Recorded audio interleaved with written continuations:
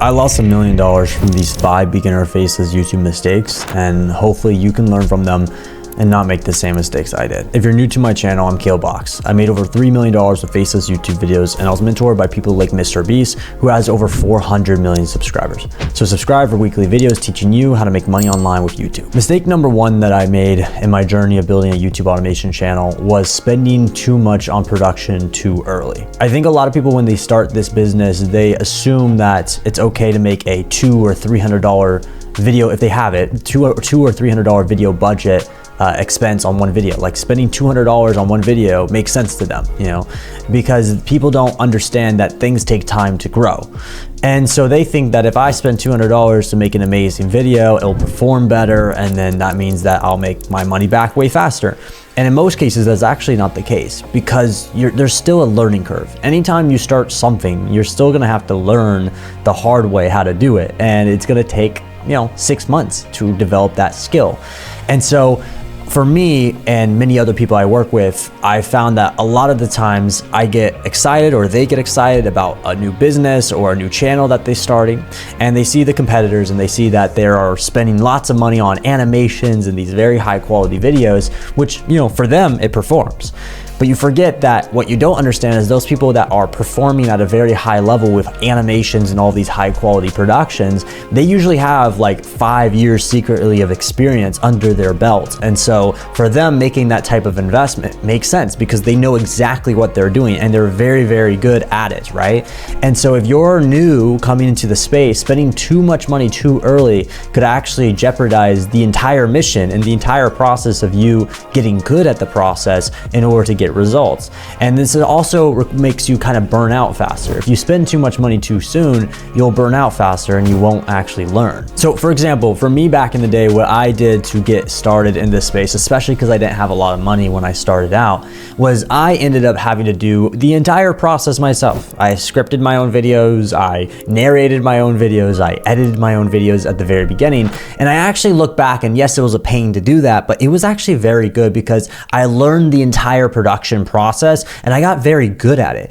And then what I did is I slowly started to hire other people or use technology to outsource and delegate the tasks as I went along. So for example, the first thing I did is I hired someone to write the scripts for me because I'm a high school dropout, and despite me successful financially, I suck when it comes down to writing. I'm not good at grammar or any of that stuff. And so that was the first thing I hired out. I found someone on Upwork.com for $20 to write my scripts for me, and that saved me a lot of time. Today, you guys have access to ChatGPT, an AI tool, so that will save you a lot of time instead. But that was the process first. And then from there, I started to upload videos, I gained momentum, started to make some money. And then the next part is I ended up outsourcing the narrations because I was a kid who hit puberty and no one probably wanted to listen to my voice. My voice was crackly, it was not deep, it was not a very good sounding voice. And so that was the next hire that I did. And I hired someone on Upwork.com for about $15 in order to do narrations for me, okay? And then finally, eventually, for the video editing, I hired someone for that as well. Every single step of the process, I first learned how it works, and I tried to get hands-on, and I wasn't great at it, but I was okay at it. And then I slowly started to delegate, and completely, eventually, the entire video was done for me. You see, you need to ease your way into production. I think that you have to accept that learning the process is actually more beneficial than speed running your way through the process. Mistake number 2 is changing niches too soon. And this is probably what a lot of you guys can relate to. I think that there's a thing they call, shiny object syndrome, where you see something that's really enticing, you see an opportunity or a niche or a video idea or video topic that you can walk into. For example, maybe you're in the history niche, right? And you're like, oh, this is an amazing niche. I see so many channels that are going viral, making lots of money at it. And you walk into that niche, you focus for like a month or two, and then you see another niche pop up out of nowhere and it's going viral. And I don't know, maybe, superheroes. And you're like, oh, well, now I want to hop in superheroes because it seems like it's working for them. And history history isn't working for me yet. And so you hop from niche to niche to niche. And I'm guilty of this as well. Like, I do this a lot. It is a problem, I think, in the most cases. It's a problem to pivot niches too soon. You know, you have to be very careful about when you pivot. Are you pivoting niches because you're impatient, or are you pivoting niches because your niche truly is a bad niche and it's not working anymore? And the way to know the difference between the two is, for example, I tell people, look at all of your competitor channels in your niche.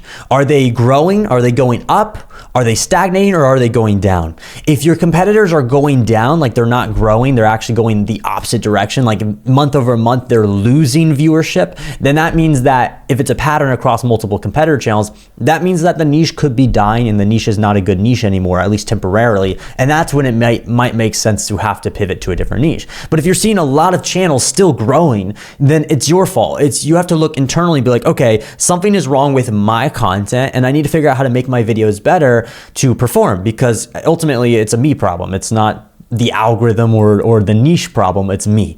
And so I think you just want to be careful not to pivot niches too soon. You want to make sure you're truly pivoting for a good reason and not pivoting just because you're getting impatient. Real quick, before we get back into the episode, if you're looking to build a 6-figure faceless YouTube automation channel, I have the perfect plan for you. I'm hosting my monthly 5-day live online challenge where you can get practical step-by-step information on how to crush it with your faceless YouTube automation channel.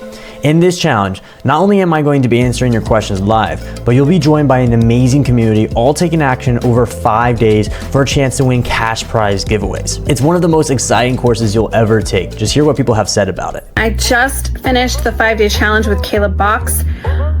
Mind blown. And as of this morning, I'm up over 5,000 views. Honestly, I think he took like a $3,000 program and like put all of that information into a 5-day challenge that was actually affordable. Took me through step by step, whether you have a little experience or none. Everything that I needed to learn to start a YouTube channel and be successful, I learned from this course. I feel like there was zero holding back. He's a genuine and caring guy. If you're considering whether or not you should take it, do it. Join this, you will not regret it.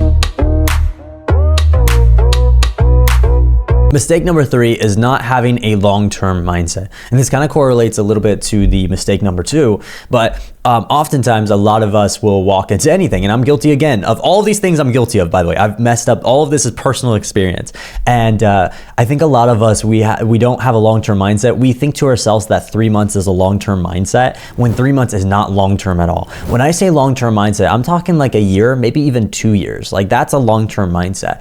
And if you walk into a business or anything for that matter, you need to focus and be like, okay, I'm going to master this. The best example I can give you is Mr. Beast, you know, the biggest YouTuber of all time today. But when I knew him, he only had 800,000 subscribers. But I remember getting into daily calls with Mr. Beast, and I would learn from him and talk to him. And one thing that was really interesting about him that's different than other people, his mentality was, I love YouTube. I want to be the best YouTuber in the world. I want to get so good at this. He literally would tell me several times, I'd rather be homeless and still do YouTube.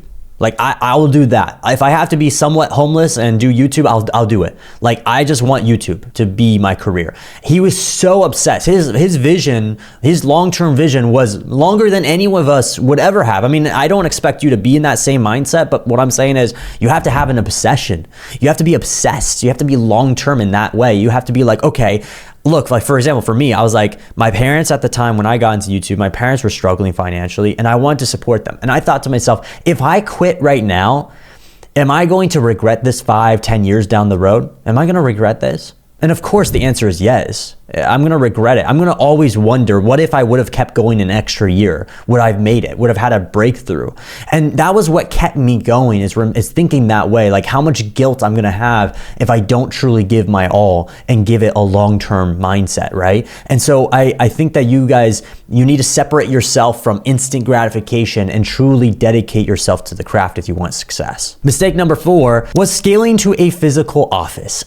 This one, I know a lot of you guys may not end up relating to this, and hopefully you don't, because it was a massive mistake. For those of you who have followed my journey for the last decade, because I've been doing this so long, I got cocky about 3 years ago or so, I got cocky and, I was having lots of success with faceless YouTube videos and making millions and millions of dollars. And I thought to myself, okay, well, imagine if I took my freelance, my remote digital team, and imagine I took them and we moved and built like a physical office and everyone worked physically. And that way we can all have a cool, fun company culture. Everyone can get to know each other. I thought to myself, that's a genius idea, right?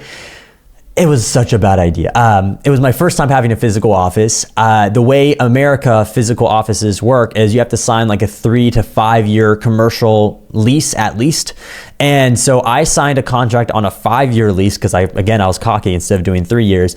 And I got a big, nice, fancy office. And that thing costed me a lot. I mean, we're talking, it cost me an average of $8,000 a month, sometimes $9,000 a month because it goes up every year. And I am still to this day stuck in that lease, but I ended up subleasing it to someone else. So I still pay about $2,000 or so a month out of pocket for an office space I don't even use anymore, that I'm still stuck in for another 2 years or so.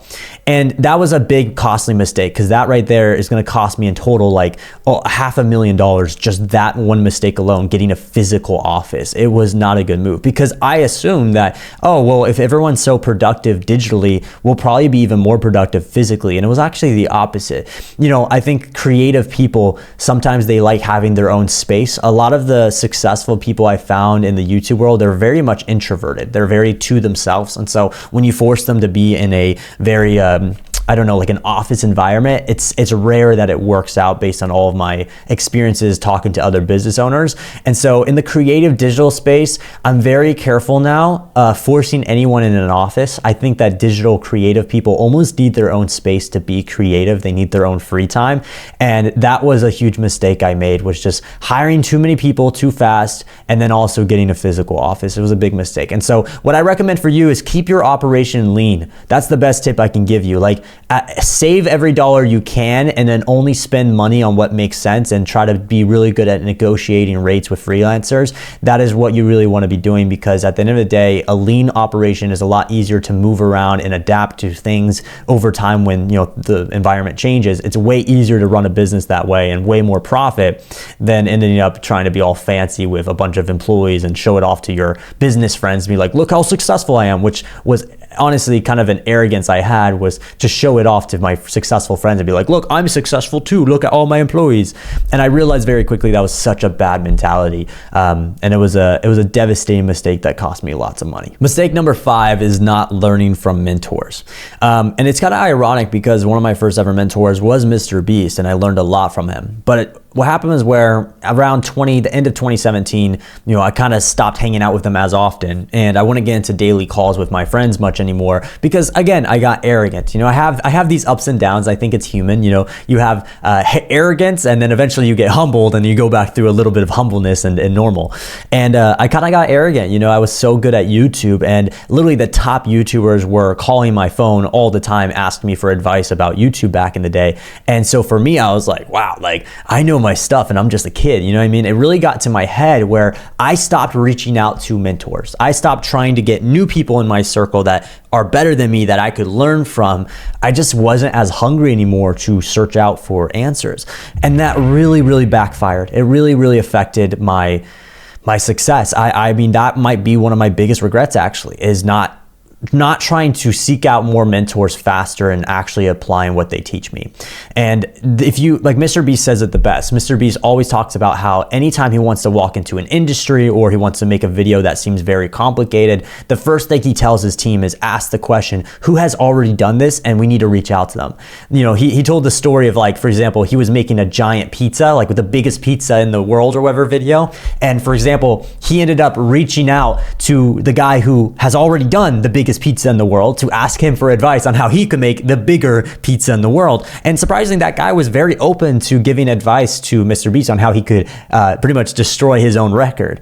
And I found interestingly is the most successful people are very open if you just ask them. If you just ask them for help, they're very open and they actually do want to help you, And so I think that for a lot of you guys, you need to almost put your arrogance aside and be humble and be like, all right, there's people that already know the game. Why do I have to make the same mistakes that they already made? Why don't I just go to them and be like, hey, you already messed up 5 years of your life. Can you tell me how to not mess up 5 years of my life? Like, it's a logical exchange. And in some cases, you do have to pay them money, but you have to look at it from, again, the long-term standpoint, which is if I pay you money right now, I save 5 years of my life. I don't get time back, but I will always get money back. And I think that's the best way to look at mentors, which is also why I host my 5-day live event every single month or two, because I'm trying to help you guys get access to me live, to ask me questions at any time and be able to have a bunch of video lessons that helps you start your 6-figure faceless YouTube channel. And if you guys want details for that, it's coming up very soon. Make sure you get your ticket. The link is down below in the description. So those are the top mistakes I've made in my career when it comes down to faceless YouTube. Hopefully you don't make the same mistakes. Hopefully you can learn from my mistakes.